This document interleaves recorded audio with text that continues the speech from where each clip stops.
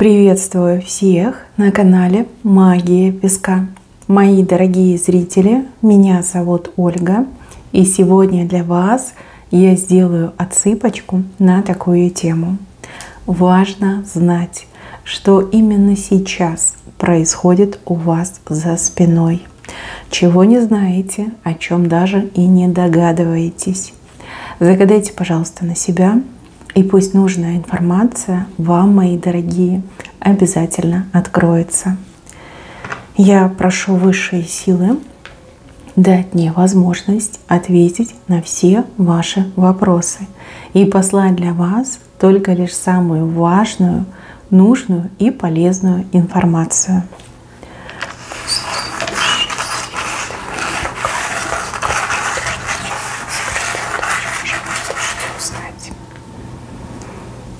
Ох, ничего себе! Как интересно! Вами люди очень сильно восхищаются. Просто хлопают вам в ладоши и вот как кланяются перед вами. Еще вам букет готовят и какой-то подарок, как двойной подарок. Уж не знаю, что это. Может быть, это 2 в 1 подарок, а может быть 2 подарка одновременно. Подарок двойного назначения, что-то такое необычное. Эти люди, они вас и любят, и восхищены вами. И еще эти люди готовы вот как собаки, быть как собаки. Преданность, да, скорее всего, тут преданность. Они хотят показать вам, либо рассказать вам о своей преданности. Благодарны. Отплатить хотят преданностью, подарком и букетом. Скорее всего, букет связан с тем, что они хотят войти в ваш ближний круг. Ну вот их несколько. Здесь точно мужчина, здесь точно женщина и еще один персонаж. Может быть ребенок, может быть там, молодой мужчина, либо молодая женщина. Четко не показали. Вот один мужчина точно, женщина точно, а вот третий я не могу вам сказать, кто. Их 3, и как будто бы они уже все приготовили. Как будто бы они вот-вот и должны к вам прийти. Либо вот-вот, и вы к ним должны прийти. Либо вот-вот, и вы должны встретиться. Вас ждет большое удивление. Вот чего-чего, а этого вы не ждете. Да, возможно, вы помогли этим людям. Возможно, вообще этот мужчина, он претендует на место рядом с вами, да, стать вашим спутником жизни. А это, допустим, его мама, да, которая уже вас заочно любит и горит желанием с вами познакомиться. А это кто-то еще из родственников, может, папа, мама и папа. Вот мужчина рассказал, да, рассказал, какая вы прекрасная, какая вы чудесная, как вы там жизнь ему спасли, либо еще что-то сделали. Вот. И они вас уже любят, уже готовят вам подарки, уже вам хотят показать свою преданность и желание быть рядом. У кого-то отыграется, что это, допустим, семья, которой вы помогли, что-то для этой семьи сделали, там, не знаю, спасли, предупредили, выручили, да, ну, что угодно могло произойти. И вот они теперь спешат вам показать свою благодарность, спешат вас отблагодарить, спешат вам поклясться в своей искренней преданности. Вот как-то так мне идет. Ну, кто-то ждите предложения, так, чтобы и родители приедут, да, будут подарки дарить, а кто-то благодарность получит за прошлые добрые поступки. Ну, как-то прям так показали, да, сюрприз-сюрприз с левой стороны. То, чего не ждете, то, о чем вообще не думаете, даже представить себе не можете, именно это произойдет. Именно это готовится, и именно это произойдет. А вот с правой стороны, наоборот, показано очень много неприязни, и как зависть идет, очень сильная зависть. Но правая сторона — это ваша сторона. То есть либо это люди с вашей стороны, у кого-то родственники, у кого-то друзья, подруги, у кого-то, не знаю, там, коллеги, люди, которых вы знаете, люди, которых вы считаете знакомыми, у кого-то свои, да, вы считаете, что это свои люди. Вот очень много зависти идет. Зависть, прям такой фонтан из этой зависти, грязный фонтан. И уже все чашки переполнены, и уже непонятно, куда этой зависти деваться. Людей распирают, у них грудь прям колесом прорывается эта зависть. Видите, прям из груди прорывается. И вот из груди прорывается. Очень много зависти. Не могу сказать, чему завидуют, но завидуют очень сильно. И это не один человек, это не кто-то один конкретно, кто вам завидует. Много людей завидуют, разные люди завидуют. Знаете, вот и соседи могут завидовать, и родственники, вот все вместе могут завидовать вам. Вы яркий персонаж, вы яркий человек. Завидуют тут и внешнему, и внутреннему. Ну, допустим, внешнее, да, то есть вы молодо выглядите, вы хороши собой, вы ухожены, вы за собой следите, да, и люди этому завидуют. Кто-то там бегает по косметологам и все равно проблемы свои решить не может, а у кого-то генетика, как у вас, хорошая, да, у вас прям все идеально. Также могут завидовать вашим успехам, тому, что вы живете, вот ни у кого ничего не просите, ухитряетесь жить не хуже, чем другие, да, на скромные доходы. В общем, тут поводов много и не надо. Просто вас окружают очень завистливые люди.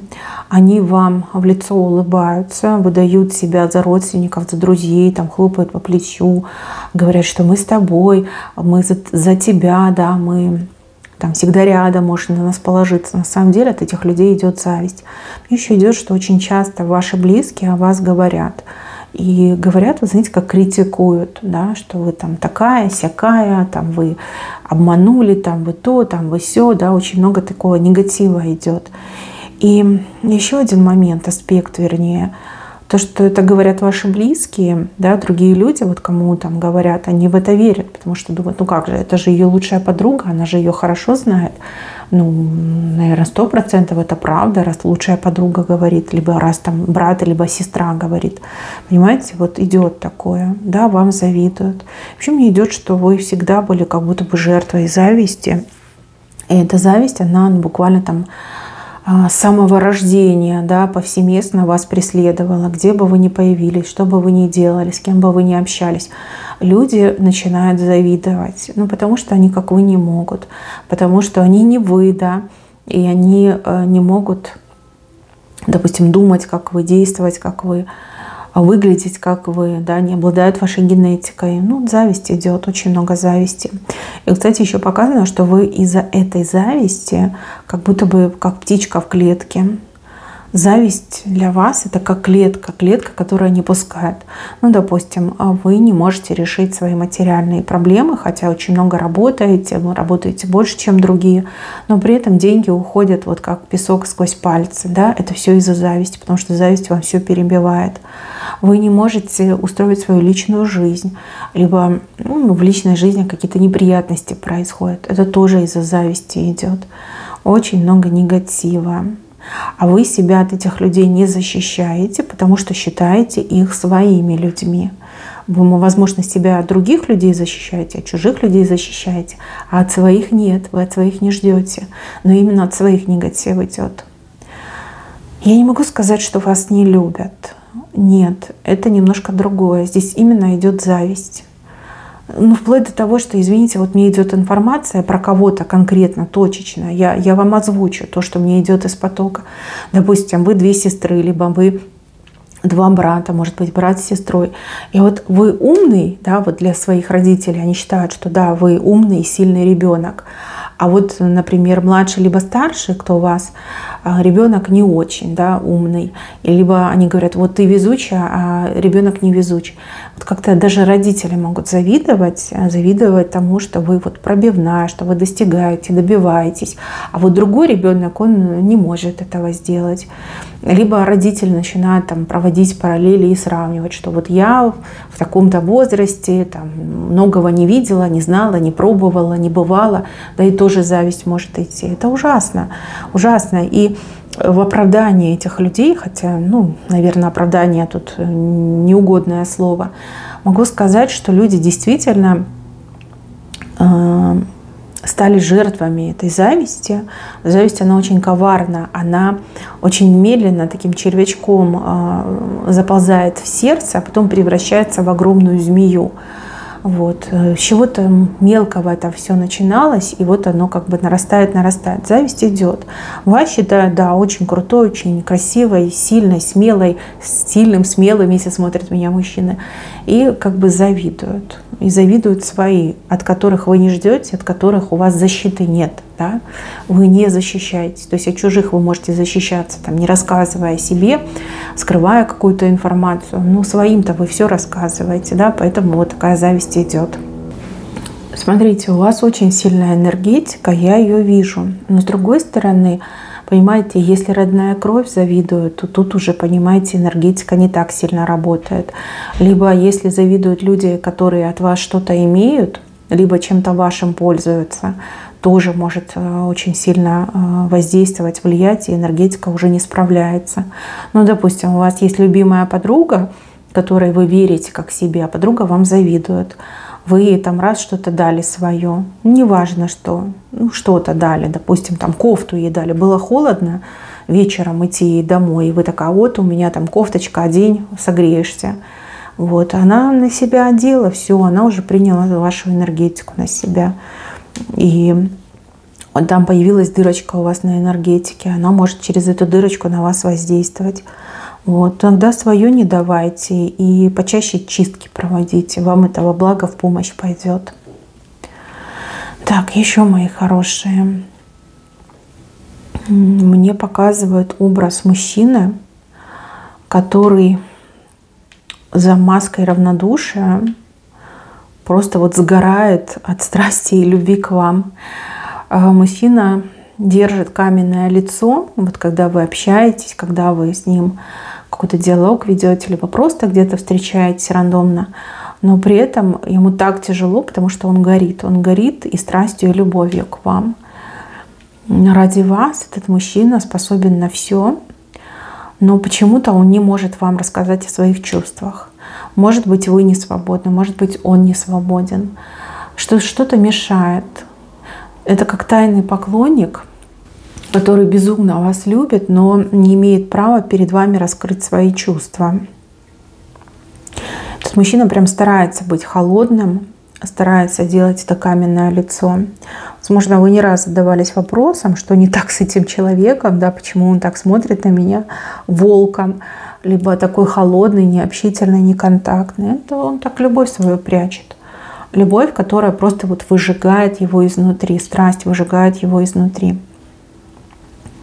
Если бы вы могли заглянуть туда, в сердце, вы бы, конечно, ахнули.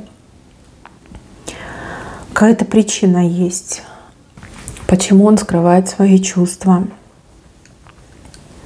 Может быть, кстати, этого мужчину по поводу вас и обманули. Может, там наговорили, что вы не той ориентации, да, либо что вы там действительно с кем-то живете, кого-то ждете, что вы там однолюбка, допустим. И он не хочет вас травмировать, либо не хочет вас обижать, скрывает свои чувства, скрывает свою любовь. Кстати, вот у кого-то на работе вас явно хотят подсидеть. Подсидеть вас хотят. Знаете, по какой причине? Потому что вы человек такой, вы трудоспособный, трудолюбивый, и вы все делаете гораздо лучше, чем, допустим, ваши коллеги, либо ваше начальство. У кого-то еще так отыграется, что вы в плане работы любого начальника сможете заменить, либо вы одна, либо вы один можете работать сразу там за 5 человек, как автономная единица. Из-за этой ситуации вас хотят подсидеть, потому что вы опасны. Вы опасны. Может быть, вы даже не думаете там подсидеть, либо повышение получить, вас все устраивает. Но вы не устраиваете своих сотрудников, либо не устраиваете своих руководителей. Они вас боятся. Боятся, что вот все увидят, все узнают, что вы гораздо способнее, умнее, квалифицированнее, профессиональнее. Представляете, это какой страх. Вот каждый день трястись, что тебя могут выкинуть, заменить на более квалифицированного специалиста.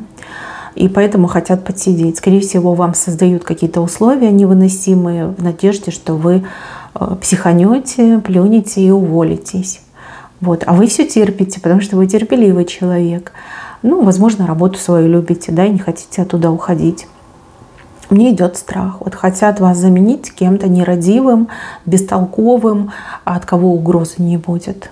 И знаете, вот люди настолько глупые, они не понимают, что если вы уволитесь, либо уйдете, да, вот там перейдете, может быть, в другую компанию, то у них же там все рухнет. Просто в один момент, там достаточно будет полдня для того, чтобы все рухнуло. Просто вот коллапс произойдет, как только вас не будет. Им бы держаться за вас, им бы на руках вас носить. Но нет, вот такие подленькие люди, ну страх, да, это все страх толкает людей. Вас боятся, вот так я могу сказать. Кстати, у кого-то еще и в семье его боятся, ее боятся. Но тут как будто бы семья, да, муж, жена, смотря кто меня смотрит, да, если вы мужчина, то вас боится там жена, дети, другие родственники. Если вы женщина, то вас боится муж, дети, там другие родственники. Вы как будто бы все про них знаете, вы как будто бы но вы действительно даром ясновидения обладаете. Для вас не проблема, там, не знаю, по выражению лица, по глазам определить, врет вам человек или нет. Очень боятся. И, ну, конечно, стараются, чтобы не было таких моментов, что нужно что-то от вас скрывать. Но потому что были уже события, когда вы безошибочно угадывали, ну, либо предсказывали, да, говорили, вот ты мне врешь, я чувствую, я вижу, ты мне врешь. Да, вот как наперед все знаете. То есть есть такое, что вас обмануть нельзя.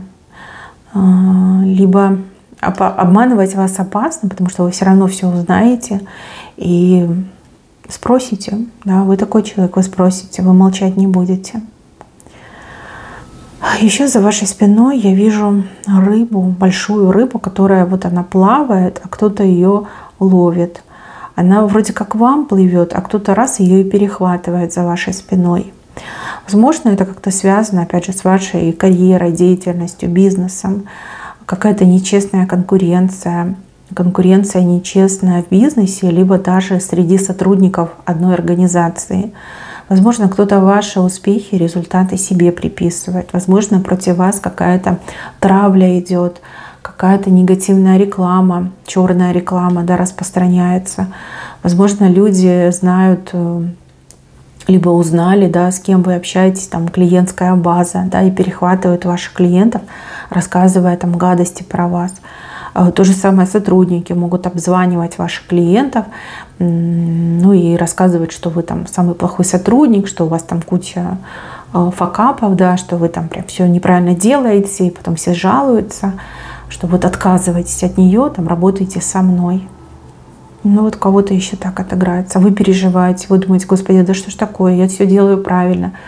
Неужто там испортили мне бизнес, либо меня? Нет. Это именно конкуренция, и конкуренция нездоровая. Это черная конкуренция идет. Но тут и хорошая новость. Хорошая новость заключается в том, что люди ж не тупые, правильно? Люди-то могут сравнить, как было с вами и как с другим человеком. И я вижу, что обманутые все равно будут к вам возвращаться. Они будут возвращаться, потому что такого высокого уровня профессионализма и душевности никакой другой человек, никакой другой сотрудник, либо предприниматель дать не может. Вот как самое лучшее это с вами. Люди, может быть, обманулись, да, попробовали с другим человеком посотрудничать, понимают, что нет. Прям совсем нет. И они к вам будут возвращаться. Ну, смелые люди вам расскажут, да, кто вас опозорил, кто вас черно пропиарил. Вот. Ну, а люди, которые такие, вот знаете, трусливые, да, они будут молчать. Просто будут придумывать какие-то непонятные причины и будут молчать.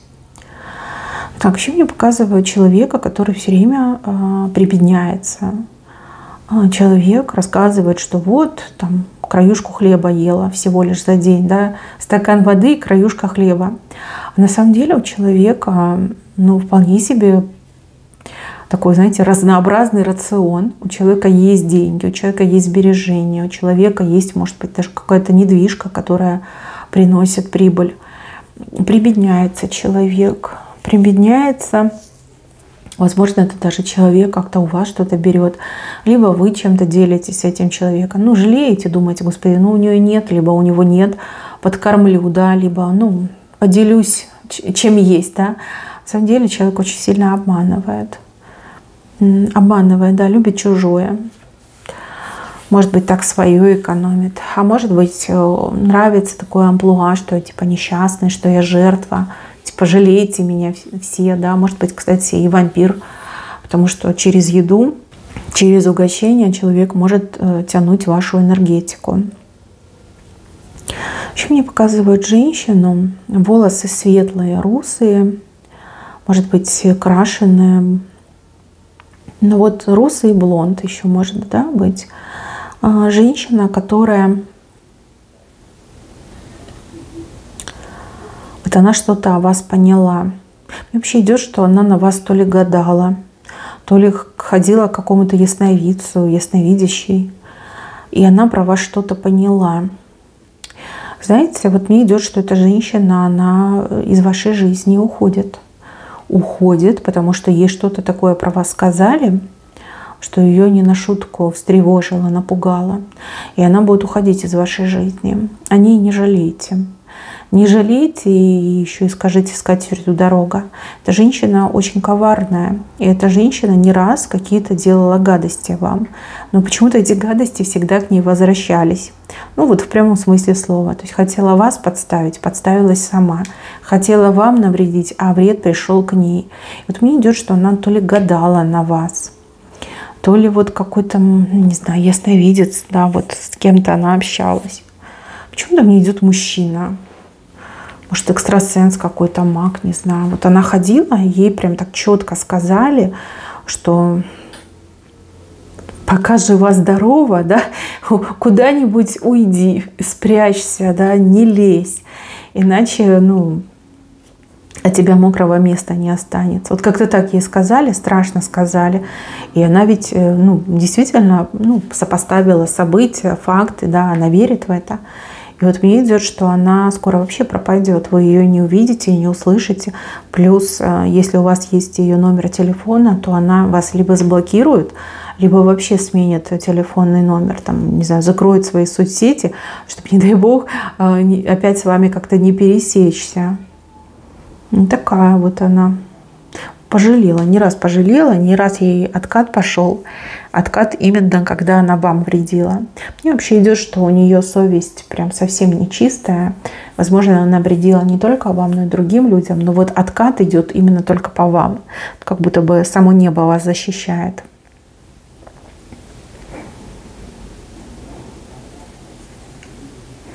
Еще вас почему-то обвиняют, что вы гордая.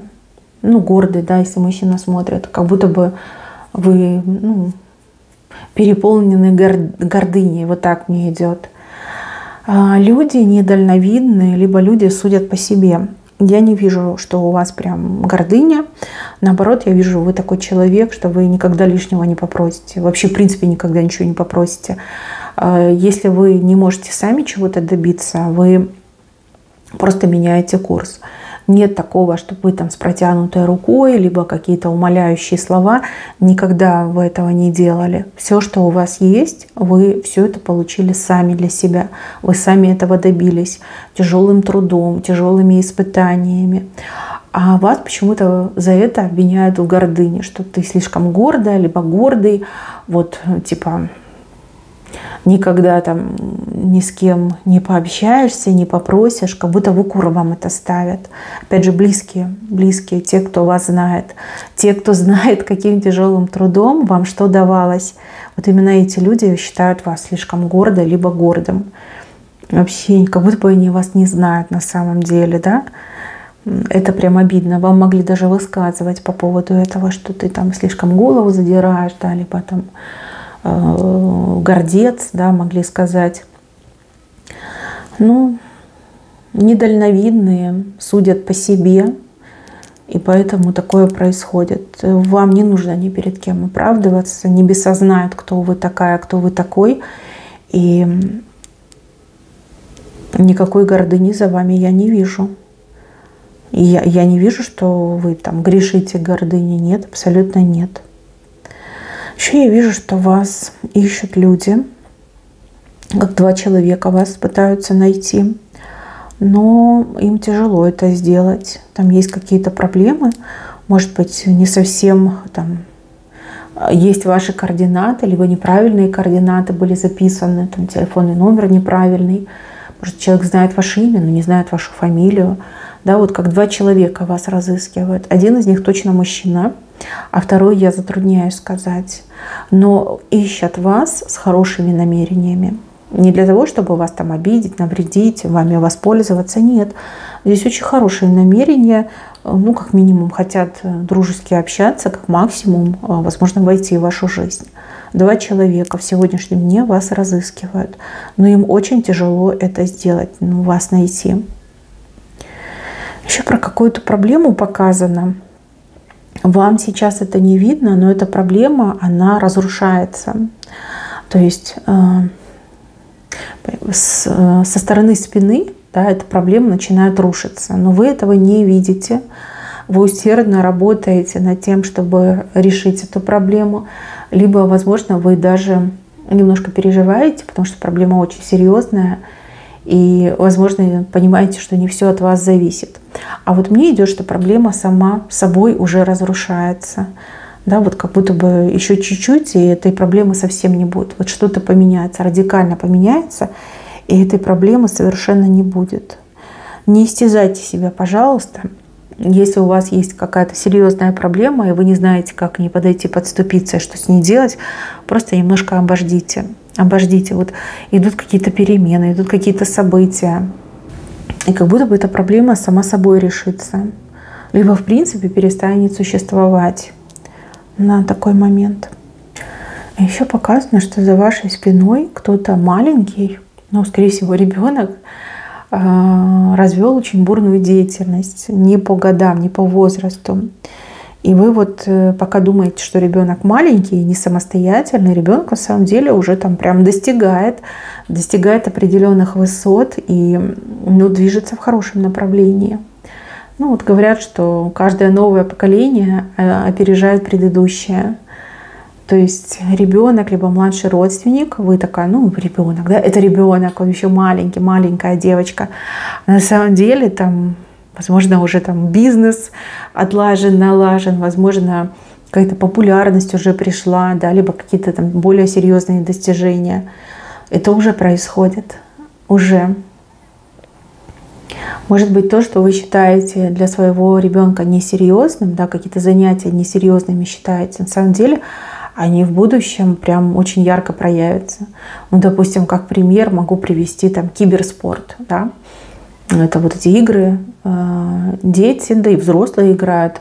Там есть команды, у них чемпионаты проходят, у них там огромные призовые фонды. Вот, там гораздо больше, чем в обычном спорте, в традиционном спорте. И, возможно, ваш ребенок, он действительно там профессиональный игрок. И то, что вы считаете там трата времени, игрушки компьютерные, на самом деле может действительно принести много денег. Потому что ребенок там программы, свои игры пишет, да, потом их будет продавать и будет в этом успешен. Разработчиком, не знаю, как это правильно называется, станет. Это как будто бы скрывается от ваших глаз. Возможно, да, ребенок знает, что вы против, и будете сомневаться, допустим, либо запретите вообще и не говорит вам. На самом деле это происходит именно сейчас. Вообще показано, что у ребенка классное будущее. Фу-фу-фу, дай Боже. Ну, либо у младшего родственника, кто для вас как ребенок. Мои хорошие, на этом у меня все. Берегите себя. Всем спасибо за внимание. Всем пока-пока.